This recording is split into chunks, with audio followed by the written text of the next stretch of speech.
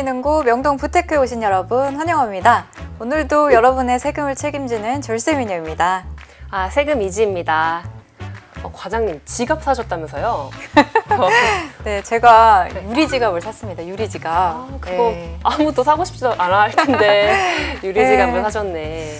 5월 달에 그 소득세 신고를 제가 정산하면서 해보니까 세금을 너무 많이 내요. 그렇죠. 네, 어쩔 수 없죠. 오늘 사연도 비슷한 사연이 왔다고요? 네. 네. 유리지갑 직장인의 그 연말정산에 대한 고민이 담겨있는 사연이잖아요. 네. 네. 일단 한번 보실까요? 네.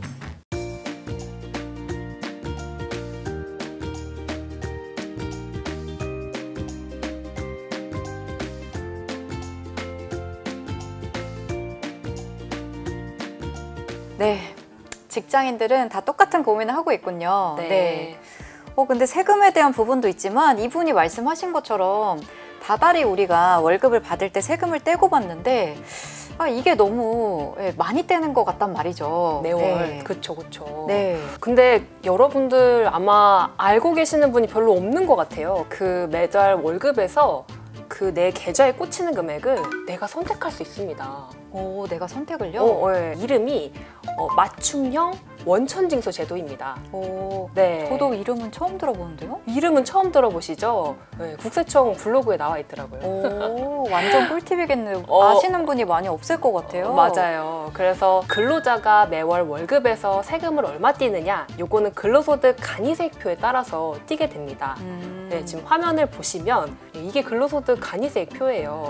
네, 보시면 부양가족 수가 몇 명이냐에 따라서 보시다시피 납부하는 세금이 좀 작아지죠. 네, 그래서 가족이 많으면 세금을 좀 덜 떼는 건가요? 맞습니다. 근데 이제 맞춤형 원천징수 제도가 뭐냐? 이 중에 이제 내가 납부해야 될 세액의 비율을 조정을 할 수가 있다는 겁니다. 그래서 비율 조정할 수 있는 건 첫 번째 80%, 네. 두 번째가 100%, 그리고 세 번째가 120%입니다.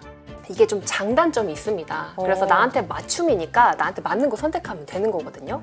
나는 매월 그 들어오는 그 돈을 좀 늘리고 싶다. 월급의 금액을 늘리고 싶다 하면 80%.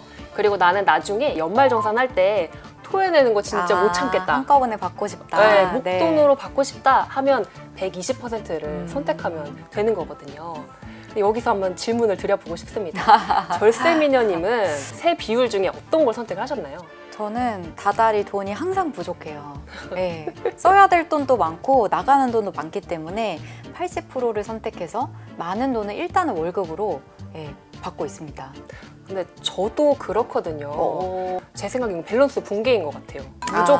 무조건 나는 80이 낫다. 그래서 이게 주변에 저희 동기들이나 뭐 친구들이나 너는 뭐 선택했냐라고 물어보면 그거는 답은 정해져 있다라고 항상 얘기하기는 합니다. 이거 모르시는 분들 오늘 굉장히 꿀팁이 될 수 있을 것 같습니다. 네네. 근데 이렇다고 세금이 줄어드는 건 아니죠? 맞아요. 이게 포인트예요. 물어보시는 게 그러면 지금 내가 매달 내는 세액이 줄어드니까 내가 총체적으로 납부하는 세금도 줄어드는 거냐라고 물어보는데 그건 아닙니다. 어차피 연말정산하면 똑같은 세금 납부하게 되는 건데 그 시기가 좀 달라진다는 것, 그 정도가 차이가 있는 거죠. 네. 사실 세금을 줄이는 것들은 어차피 우리가 급여는 정해져 있기 때문에 공제 항목을 어떻게 적용하냐에 따라서 세금을 내는 금액이 달라집니다. 잘 아시는 것처럼 공제를 하는 방법에는 크게 두 가지가 있죠. 소득공제가 있고 세액공제가 있는데요. 소득공제는 세율을 곱하기 전에 소득금액에서 공제를 해주는 것을 의미를 합니다. 근데 이 소득공제가 내가 세율을 높은 세율을 적용받느냐 낮은 세율을 적용받느냐에 따라서 공제금액이 차이가 나기 때문에 소득이 많은 사람들은 소득공제가 더 유리해지는 거죠. 반대로 세액공제 같은 경우에는 내 세율이랑 상관없이 일정 정해진 율을 그냥 빼주는 거기 때문에 내가 그 소득에서 곱해지는 세율이 적다라고 하면 차라리 세액공제가 더 유리할 수가 있습니다. 그거 제가 선택할 수 있나요? 예를 들어 신용카드 소득공제가 아니고 신용카드 세액공제 이런 식으로. 그러면 참 좋겠지만 우리가 내가 소득이 많으니까 소득공제 받아야지 이렇게 선택은 할 수가 없습니다. 그 소득공제와 세액공제 항목이 딱 그냥 정해져 있기 때문인데요. 오늘은 여기에서 가장 대표적인 공제라고 할 수 있는 연금 세액공제에 대해서 말씀을 한번 들어보려고 합니다. 이 연금 세액공제는 연금 저축계좌에 그냥 돈을 불입만 하게 되면 그 금액에서 일정 비율을 세액공제를 해줍니다. 예, 누구나 할 수가 있다라는 거죠. 불입을 할 때에는 세액공제를 받고 또 이걸 운용하는 기간에는 복리로 계속 불릴 수가 있어요. 인출하기 전까지는 세금을 떼지 않기 때문에 운용할 때도 사실은 세금을 좀 줄일 수 있는 거죠. 인출할 때에는 이런 것들은 연금으로 받으라고 장려하는 상품이기 때문에 인출할 때는 3에서 5%밖에 안 되는 저율의 세금만 떼고서 받을 수가 있습니다. 그렇기 때문에 이거는 연금으로 내가 받을 거라고 하면 무조건 가입하는 게 사실상 유리한 거죠. 오, 네. 그러면 얼마 정도 세금이 줄어드는지 금액으로 알고 싶어요. 이것도 금액으로 우리 사례에서 한번 계산을 해보면 최대 IRP 계좌를 활용하면 900만 원까지 불입한 금액에 대해서 전체 13.2%의 세액 공제를 받을 수가 있습니다. 이렇게 계산을 하면 우리가 또 공제를 받을 수 있는 계좌를 또 선택을 할 수가 있는데요.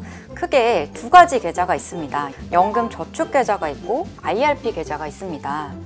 우리 세금 이지님도 세액공제를 받고 계실 텐데 둘 중에 어떤 계좌를 통해서 받고 계신가요?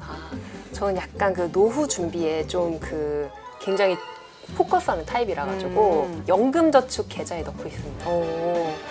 이 말을 이해하려고 하면 사실 IRP 계좌, 연금저축계좌의 차이를 한번 보셔야 되는데요. 가장 큰 차이는 그 공제 금액의 차이가 있습니다. 연금저축계좌는 최대 600만 원까지 세액공제를 받을 수 있는 반면에 IRP 계좌를 통하면 최대 900만 원까지 세액공제 금액이 좀 많아집니다. 그리고 또 큰 차이라고 하면 연금저축 계좌는 아까 말씀하신 대로 인출이 자유로워요. 언제든지 뺄 수가 있다는 의미죠. 근데 IRP 계좌는 특정한 사유가 아니면 사실은 중간에 인출을 할 수가 없기 때문에 그 용도에 맞게 활용을 하시면 좋을 것 같습니다. 근데 이게 연금으로 받으면 좋다 했잖아요. 근데 만약에 내가 갑자기 목돈을 써야 된다. 이런 사람 같은 경우에는 여기에 지금 최대한 불입하는 게 좀 위험할 수도 있을 것 같아요. 맞습니다. 제가 연금을 받을 때만 혜택이 있다라고 말씀을 드린 게 원래 세액공제를 받은 금액에서 내가 연금으로 수령하지 않고 그냥 해지해서 일시금으로 받게 되면 페널티 성격으로 16.5% 공제를 13.2% 받고 16.5% 세금으로 전체 다 내버리면 오히려 손해가 되기 때문에 그 목적에 맞게 꼭 연금으로 활용하실 자금만 연금저축 계좌에 불입을 하시는 것이 좋겠습니다. 계획이 확실한 사람만 가능하겠네요. 그렇죠. 네. 이거 말고도 좀 우리가 연말정산이라고 하면 공제가 되게 많은데 대체로 잘 아는 거예요. 근데 좀 약간 독특한 거 없을까요? 아무도 모르는 거. 독특한 거? 요새 새로 생긴 건데 이거 잘 모르시는 분들이 많아서 제가 소개해드립니다. 너무 궁금하다. 네. 혹시 고향기부금 공제라는 거 들어보셨나요? 고향? 아니요. 네. 그러니까 내 그 지역이 아닌 다른 지역에다가 이제 기부를 하게 되면 그 금액의 일정 비율을 세액공제를 해줍니다. 근데 제가 이 방법을 왜 말씀드리냐면 이제 공제를 10만 원까지는 100%를 해줘요. 100%? 네, 그래서 내가 10만 원 기부를 하면 내 세금에서 그대로 10만 원을 깎아줍니다. 괜찮은데요? 네. 그러면은 사실 내 돈 그냥 10만 원 넣고 10만 원을 깎아주면 똔똔이 아니냐 이렇게 생각하실 수도 있겠지만 기부를 하게 되면 이 금액의 30%에 해당하는 금액에 대해서 답례품을 줍니다. 답례품이요? 네. 저도 작년에 한번 공제를 적용해봤는데요. 3만 원으로 살 수 있는 게 굉장히 많습니다. 그래서 좋은데? 쌀이라던가 삼겹살 좋아하시잖아요. 예, 삼겹살도 3만 원이면 배 터지게 받을 수 있어요. 보성 지역에 녹차 먹인 삼겹살 추천드립니다. 굉장히 맛있더라고요. 녹차면 안 하려고 했는데 녹차를 먹인 삼겹살 추천드립니다. 그건 못 참지. 내년에 한번 모의를 해봐요. 좋은데 이거 말고도 절세 팁이 정말 많이 있는데 오늘 좀 약간 포인트가 될 만한 거 잘 모르시는 부분만 좀 찝어가지고 얘기를 해봤어요. 좀 모르시는 부분이 도움이 됐으면 좋겠습니다. 네. 그러면 오늘도 구호 외치고 한번 끝내보겠습니다. 네. 제가 할까요? 네. 네. 절세 꿀팁은 명동 부테크로